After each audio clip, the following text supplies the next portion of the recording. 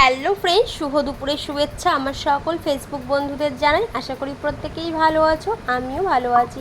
আজকে তোমাদের সঙ্গে শেয়ার করতে চলেছি একটা পার্শে মাছের রেসিপি। আজকে সকালে বাবা বাজারে গেছিলো, বাজার থেকে এনেছিল পার্শে মাছ। তো আজকে আমি পার্শে মাছ কীভাবে রান্না করব প্রথম থেকে শেষ পর্যন্ত স্কিপ না করে দেখতে থাকো, আশা করি ভালোই লাগবে। তো পার্শে মাছটাকে আমি ভালো করে ধুয়ে নিয়েছি, নুন দিয়েও ধুয়েছি অনেক কবার।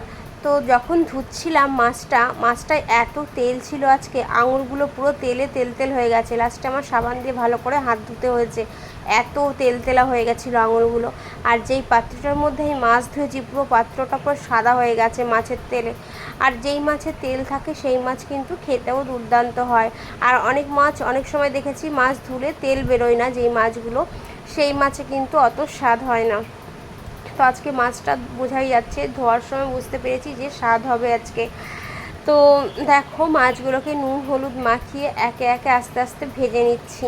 আর তোমরা তো জানো বন্ধুরা যে এই পার্শে মাছ কতটা নরম হয়। খুব সাবধানে আমি আস্তে আস্তে তুলছি মাছটা, যাতে না ভেঙে যায়। আর তোমরা কারা কারা পার্শে মাছ খেতে পছন্দ করো অবশ্যই কমেন্ট করে জানিও বন্ধুরা। আর আমি জানো তো ছোটোবেলায় এই মাছটাকে ভাবতাম বাটা মাছ, তো তার জন্য খেতাম না। কিন্তু বাবা বলতো এটা পার্শে মাছ, খাওয়া দেখ কাটা নেই। তবু আমি ছোটোবেলায় খেতামই না, ভাবতাম এটা বাটা মাছ, খুব কাটা। কিন্তু পার্শে মাছটাকে কিন্তু বাটা মাছের মতোই দেখতে, তাই না বলো বন্ধুরা? আমি আগে খুব গুলিয়ে ফেলতাম, চিনতেই পারতাম না যে কোনটা বাটা মাছ আর কোনটা পার্শে মাছ। এখন কিন্তু ভালোই চিনে গেছি, এখন আর সেই ভুলটা হয় না। তো কথা বলতে বলতে দেখো আমার মাছগুলো ভাজা হয়ে গেছে। আর যেই তেলটা ছিল ওই তেলের মধ্যে সামান্য জিরে ফোড়ন দিয়ে দিয়েছি, আর দিয়েছি হচ্ছে আলু আর বেগুন। আলু আর বেগুনটাকে নুন হলুদ দিয়ে বেশ কিছুক্ষণ ভেজে নেব। তো ভাজার সময় তো তোমরা জানো বেগুনটা নরম, তো বেগুনটা ভেজে আমি তুলে রাখবো। দেখো তুলেও রেখেছি। তারপরে আলুটার মধ্যে জিরে বাটা আর কাঁচা লঙ্কা বাটা দিয়ে ভালো করে কষিয়ে নেবো। কষিয়ে নেওয়ার পরে দেখো পরিমাণ মতো আমি জল দিয়ে দিয়েছি। জলটা দেওয়ার পর একটু ফুটিয়ে নিয়ে তারপরে ওই ভেজে রাখা বেগুনগুলোকে আমি দিয়ে দিয়েছি। বেগুনটা দিয়েছি ঝোলে। এবার বেশ কিছুক্ষণ ভালো করে ফুটিয়ে নেবো ঝোলটা।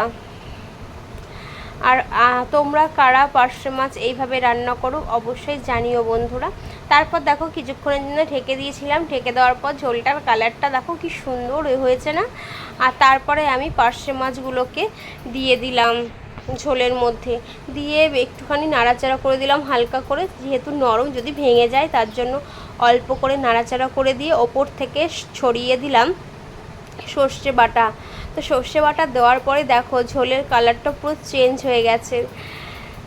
আর এদিকে আমার মাছের ঝোলটাও পুরো রেডি, পার্শে মাছের ঝোল আলু বেগুন দিয়ে। তো ভিডিওটা তোমাদের কেমন লাগলো বন্ধুরা অবশ্যই কিন্তু কমেন্ট করে জানিও। আজকের মতো বিদায় নিচ্ছি।